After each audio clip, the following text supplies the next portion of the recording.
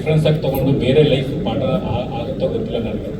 ನಾನು 2013ನಲ್ಲಿ ನವೆಂಬರ್ 1ನೇ ತಾರೀಕು ಒಂದು ರಾಜಾಹುಲಿ ಅಂತ ಒಂದು ಬ್ಲಾಕ್ ಬಸ್ಟರ್ ಸಿನಿಮಾನ ನಾನು ಕೊಟ್ಟೆ.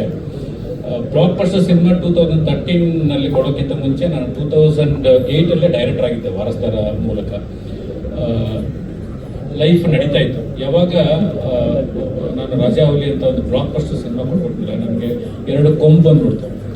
ರಾಜಾಹುಲಿ ಡೈರೆಕ್ಟರ್, ಎಲ್ಲೇ ಹೋದ್ರು ನಾನು ರಾಜಾಹುಲಿ ಡೈರೆಕ್ಟರ್ ಎಂಥ ಸಕ್ಸಸ್ ಅನ್ನೋದು ಎಷ್ಟು ಖುಷಿ ಕೊಡ್ತಾ ಇದೆಯಲ್ಲ ಅಂತ ನಾನು ಕಂಟಿನ್ಯೂ ಉದರತಾಂಡವ, ಜಾನ್ ಜನಿ ಜನಾರ್ದನ, ಸಂಹಾರ, ಪಡ್ಡೆಹುಲಿ ಇವೆಲ್ಲ ಸಿನಿಮಾಗಳನ್ನ ವರ್ಷಕ್ಕೊಂದೊಂದು ಸಿನಿಮಾನ ಮಾಡ್ತಾ ಹೋದೆ. ಲೈಫ್ ನಡೀತಾನೆ ಇತ್ತು. ಮನೆ ತಗೊಂಡೆ, ಒಂದು ಫಾರ್ಮ್ ಹೌಸ್ ತಗೊಂಡೆ, ಮನೆ ನಡೀತಾನೆ ಇತ್ತು. 2020ಯಲ್ಲಿ 19ನಲ್ಲಿ ಶುರು ಮಾಡಿದ್ವಿ ಜೆಂಟಲ್ಮ್ಯಾನ್ ಸಿನಿಮಾ ಶುರು ಮಾಡಿದಾಗ ನಾನು ಪ್ರೊಡ್ಯೂಸರ್ ಆದೆ. ಪ್ರೊಡ್ಯೂಸರ್ ಆಗಿ 4 ಸಿನಿಮಾ ಮಾಡಿದೆ. ಏನು ಒಂದು ಸಕ್ಸಸ್ ಹಿಂಗೆ ನೋಡಿದ್ದು, ಪ್ರೊಡಕ್ಷನ್ ಮಾಡ್ತಾ ಒಳ್ಳೊಳ್ಳೆ ಸಿನಿಮಾ ಮಾಡಿದ್ರು ನಾನು ಹಂಗೆ ಡೌನ್ಫಾಲ್ ಆಗುತ್ತೆ. ನನ್ನ ವೈಫ್ ಯಾವಾಗಲೂ ಹೇಳೋರು ನನಗೆ, ಅಂದರೆ ಒಂದು ಪ್ರೊಡ್ಯೂಸರ್ ಆದಾಗ ಒಂದು ಸ್ಟ್ರೆಸ್ ಸ್ಟಾರ್ಟ್ ಆಗುತ್ತೆ. ಮನೇಲಿ ಇಲ್ದಿರೋ ಕೋಪಗಳನ್ನೆಲ್ಲ ತೋರ್ಸೋಕೆ ಸ್ಟಾರ್ಟ್ ಮಾಡ್ತೀವಿ, ಇಲ್ಲಿ ಹೊರಗಡೆ ಇರೋ ಕೋಪನ ಹೋಗಿ ಮನೇಲಿ ತೋರ್ಸೋಕೆ ಸ್ಟಾರ್ಟ್ ಮಾಡ್ತೀವಿ. ಈ ಥರದ್ದು ಕೋಪಗಳನ್ನು ನಾವು ಸ್ಟಾರ್ಟ್ ಮಾಡಿದಾಗ ಅಲ್ಲಿವರೆಗೂ ಡೈರೆಕ್ಟರ್ ಆಗಿ ಎಷ್ಟು ಕಾಮಾಗಿ ಎಷ್ಟು ಕೆಲಸಗಳನ್ನ ಮಾಡ್ತಾ ಇದ್ದೀವೋ, ಪ್ರೊಡ್ಯೂಸರ್ ಆದಮೇಲೆ ಆ ಸ್ಟ್ರೆಸ್ಸನ್ನು ತಗೊಂಡು ಒಂದು ನೆಮ್ಮದಿ ಅನ್ನೋದನ್ನೇ ಕಳ್ಕೊಳ್ತಾ ಹೋದಾಗ ನನಗೆ ನನ್ನ ವೈಫು ಒಂದು ಮಾತು ಹೇಳಿದ್ರು, ನೀನು ಬೇರೆಯವ್ರ ಮೇಲೆ ಕೂಗಾಡ್ತಾ ಇದೀಯಾ, ನೀನು ಬೇರೆಯವ್ರ ಮೇಲೆ ಇದು ಮಾಡ್ತಾ ಇದೀಯಾ, ಸುಮ್ಮನೆ ನನಗೆ ಸ್ಟ್ರೆಸ್ ತೊಳ್ತೀಯಾ, ನಿನ್ನ ಮೇಲೆ ನೀನು ಕೆಲಸ ಮಾಡ್ಕೋ, ಫಸ್ಟು ನೀನು ಮಾಡು ಅಂತ ಹೇಳಿದಾಗ ನನಗೆ ನೆನಪಾಗಿತ್ತು ವಿನಯ್. ನಾನು 2021ನಲ್ಲಿ 2021 ಎಂಡ್ 2022ಅಲ್ಲಿ ಗುರುಜಿನ ನಾನು ಮೀಟ್ ಮಾಡಿದೆ. ನಾನು ಅವಾಗಿಂದ ನನ್ನನ್ನು ನಾನು ಅರ್ಥ ಮಾಡ್ಕೊಳ್ತಾ ಹೋದೆ. ಅವ್ರ ಜೊತೆಗೆ ಮೀಟ್ ಮಾಡಿ ಅವ್ರ ವಿಡಿಯೋಗಳನ್ನ ನೋಡಿ, ಅವರು ಸಾಕಷ್ಟು ಅವರು ಲೈಫ್ ಬಗ್ಗೆ ಮಾತಾಡಿದ್ದಾರೆ, ಸಾಕಷ್ಟು ಮಾಡಿದ್ದಾರೆ.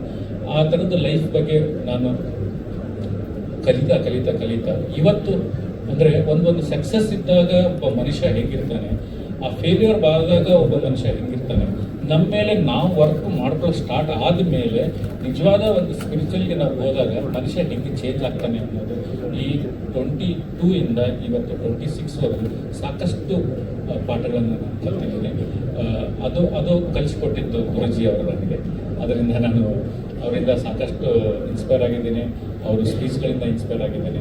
ಅದರಿಂದ ಅವರು ನನ್ನ ಗುರು ಅಂತ ನಾನು ಇವತ್ತು ಅವ್ರನ್ನ ಕರೆದಿದ್ದೀನಿ. ನಾನು ಅಂದರೆ ಒಬ್ಬ ಮನುಷ್ಯನಿಗೆ ಒಬ್ಬ ಗುರು ಬೇಕು ಅಂತಾರಲ್ಲ, ಆ ಥರ ಒಬ್ಬ ಗುರು ಇದ್ದರೆ ನಾವು ಧನ್ಯವಾದಗಳು. ಈ ಸಿನಿಮಾ ಬಂದಿರುತ್ತೆ ಎಲ್ರಿಗೂ ಪೂರಕ.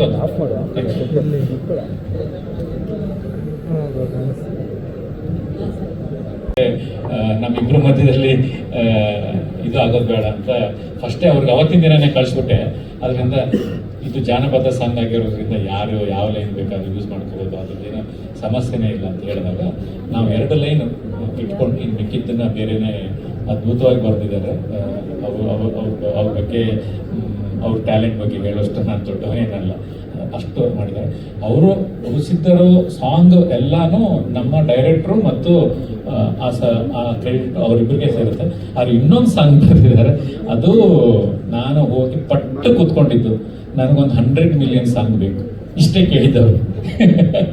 ನನಗೆ ಏನೂ ರೀಸನ್ ಇಲ್ಲ, ಅದ್ಭುತವಾದಂಥ ಒಂದು ಟ್ಯೂನ್ ತಂದಿದ್ದೀನಿ, ಇದು 100 ಮಿಲಿಯನ್ ಓಡಲೇಬೇಕು. ಜೆಂಟಲ್ಮ್ಯಾನ್ನಲ್ಲಿ ನಾವು ಹೆಂಗೆ ಮರಳಿ ಮನಸ್ಸಾಗಿದೆ ಅದೇ ಥರದ್ದು ಒಂದು 100 ಮಿಲಿಯನ್ ಸಾಂಗ್ ನೀವು ಬರ್ಕೊಡ್ಬೇಕು. ಅದಾದಮೇಲೆ ಅವಾಗ ರೀಸೆಂಟಾಗಿ ಅವರು ಕೃಷ್ಣ ಪ್ರಣಯ ಸಖಿ ಸಾಂಗ್ ಬರೆದಿದ್ರು.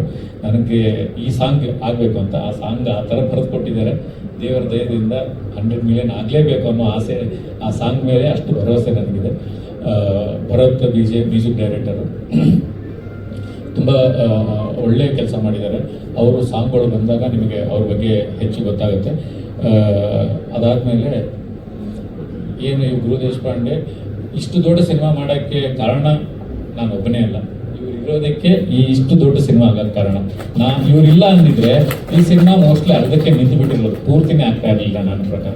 ಇವರು ಬಂದು ನಾನು ಹುಚ್ಚ ಅಂದರೆ ನನಗಿಂತ ದೊಡ್ಡ ಹುಚ್ಚ.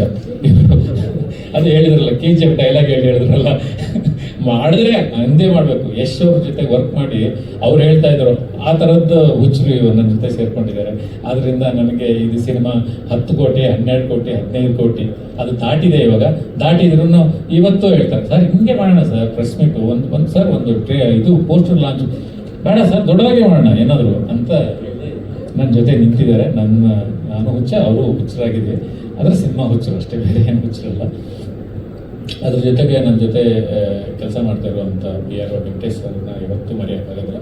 ಪ್ರತಿ ಸತಿ ನನಗೆ ಬೆಂಬಲವಾಗಿ ನಿಂತ್ಕೊಂಡು ನಾನು ಕರೆದಾಗೆಲ್ಲ ಸಪೋರ್ಟಿವ್ ಆಗಿ ನಿಂತ್ಕೊಂಡು ಮೀಡಿಯಾದವ್ರನ್ನ ಕನ್ವಿನ್ಸ್ ಮಾಡಿಕೊಂಡು ನಾವು ಹೇಳಿದ ಟೈಮು ಹೆಚ್ಚು ಕಮ್ಮಿ ಆಗ್ತಾ ಇರೋ ಟೈಮ್ಗಳು ಎಲ್ಲದಕ್ಕೂ ನನ್ನ ಜೊತೆ ಸಾಥಾಗಿ ವೆಂಕಟೇಶ್ ಅವ್ರು ನಿಂತಿದ್ದಾರೆ. ಅವರಿಗೆ ಧನ್ಯವಾದಗಳು. ಅದಾದಮೇಲೆ ಅನಿಲ್ ನನ್ನ ತಮ್ಮ, ಅವನು ಆ್ಯಕ್ಚುಲಿ ಡಿಜಿಟಲ್ PR ಅನಿಲ್ ಅದು, ಅವನ ನಟ ಆ್ಯಕ್ಚುಲಿ ಈ ಸಿನಿಮಾದಲ್ಲಿ. ಆಮೇಲೆ ಡಿಜಿಟಲ್ PR ನನ್ನ ಮಗನಿಗೆ ಹೇಳ್ತಾ ಇರ್ತೀನಿ, ಮೊದಲು ಆ ಡಿಜಿಟಲ್ PR ಬಿಟ್ಬಿಡಲ್ಲೋ ನೀನು ಮೊದಲು, ಒಳ್ಳೆ ಆ್ಯಕ್ಟರ್ ನೀನು, ಆ್ಯಕ್ಟ್ ಮಾಡ್ಕೊಂಡು ಹೋಗೋ ಅಂತೀನಿ. ಸರ್ ರಾಮರಸ ಬಂದಮೇಲೆ ಫುಲ್ ಟೈಮ್ ಆ್ಯಕ್ಟರ್ ನಾನು ಅಂತ ಹೇಳ್ತಾವ್ರೆ. ಅದರಿಂದ ರಾಮರಸ ಸಿನಿಮಾ ಆದ್ಮೇಲೆ ಅವನ ಡಿಜಿಟಲ್ PR ಬಿಟ್ಟು ಫುಲ್ ಟೈಮ್ ಆಕ್ಟರ್ ಆಗಲೇಬೇಕು ಅಂತ ಡಿಸೈಡ್ ಮಾಡಿದ್ದೀನಿ. ನನ್ನ ಸಿನಿಮಾದಲ್ಲಿ ಹೀರೋ ಆಗಿ ಮಾಡ್ತೀನಿ, ನಮ್ಮ ಬ್ಯಾನರಲ್ಲಿ ಅವನು ಮಾಡ್ತೀನಿ, ಅದು ಗ್ಯಾರಂಟಿ. ಯಾಕೆಂದರೆ ಪ್ರತಿ ಹಂತದಲ್ಲೂ ಅವನು ನನಗೆ ಬೆಂಬಲವಾಗಿ ನಿಲ್ತಾನೆ. ಮಗ ಹಿಂಗೆ ಆಗ್ಬೇಕು, ಮಗ ಇದೇ ಸಮಸ್ಯೆಯಿಂದಾಗೂ ಬಂದು ನಿಲ್ತಾನೆ. ರಾತ್ರಿ ಹಗಲು ಏನು ನೋಡಲ್ಲ. ಬೇರೆಯವ್ರ ಹತ್ರ ಎಷ್ಟು ಪೇಮೆಂಟ್ ತಗೊಳ್ತಾನೆ ಗೊತ್ತಿಲ್ಲ, ನನ್ನ ಹತ್ರ ₹1 ಪೇಮೆಂಟ್ ತಗೊಳ್ಳಲ್ಲ ಅಂತಾರೆ. PR-ಗೂ ಪೇಮೆಂಟ್ ತಗೊಳ್ಳಲ್ಲ, ಓಕೆನಾ? ಏನಕ್ಕೂ ಪೇಮೆಂಟ್ ತಗೊಳ್ಳಲ್ಲ ಅಂತ ತಮಾಷೆಗೆ ಹೇಳ್ತಾ ಇರೋದು. ಅಂದರೆ ಅವನ ತಮ್ಮ, ಅವನು ನಮ್ಮಿಬ್ಬರದು ಫ್ಯಾಮಿಲಿ ಇದ್ದಂಗೆ. ಅದರಿಂದ ಅವನು ಇದು ಅದು ಬಿಟ್ಟು ಮಹೇಶ್ ಕೋ-ಡೈರೆಕ್ಟ್ರು, ರಾಜ್ಯ ಪ್ರಶಸ್ತಿ ಅವನನ್ನು ಈ ಸಿನಿಮಾದಲ್ಲಿ ಮರೆಯೋಕ್ಕೆ ಸಾಧ್ಯನೇ ಇಲ್ಲ. ನಾನು ಇನ್ನೊಂದು 10 ವರ್ಷ ಆದ್ರೂ ಈ ಸಿನಿಮಾಗೆ ಏನಾದರೂ ಕೆಲಸ ಆಗ್ತಾ ಇದೆ, ಇವಾಗ ಮುಂದೆ ಹೋಗ್ತಾ ಇದೆ ಅಂತಂದರೆ ಅದು ಇಲ್ಲಿ ಮಹೇಶ್ ಇಂದನೇ. ಅವನು ಜಂಟಲ್ಮ್ಯಾನ್ಗೆ ಅಸಿಸ್ಟೆಂಟ್ ಡೈರೆಕ್ಟರ್ ಬಂದ, ಇವಾಗ ಕೋ-ಡೈರೆಕ್ಟರ್ ಆಗೂ ಆಗಿದ್ದಾನೆ.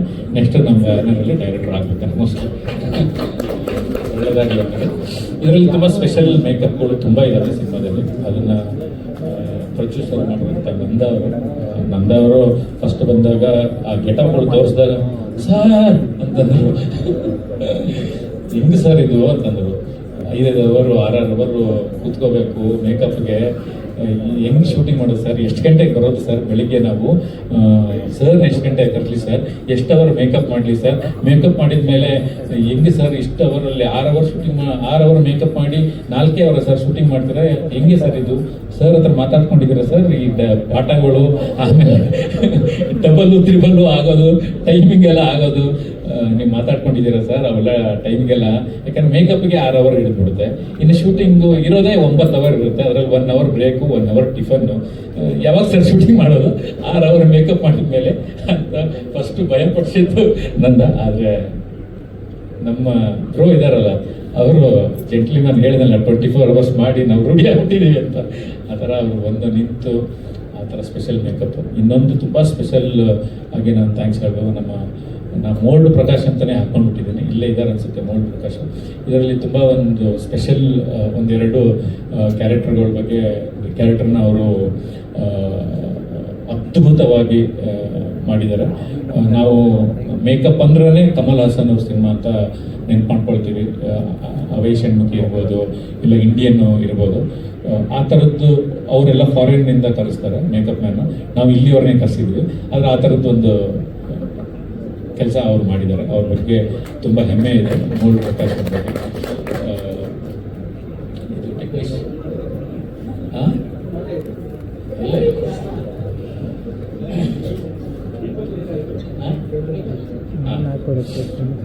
ಪುನೀತ್ ರಂಗಸ್ವಾಮಿ ಮೋಸ್ಟ್ಲಿ ಅವ್ರನ್ನ ರೈಟರ್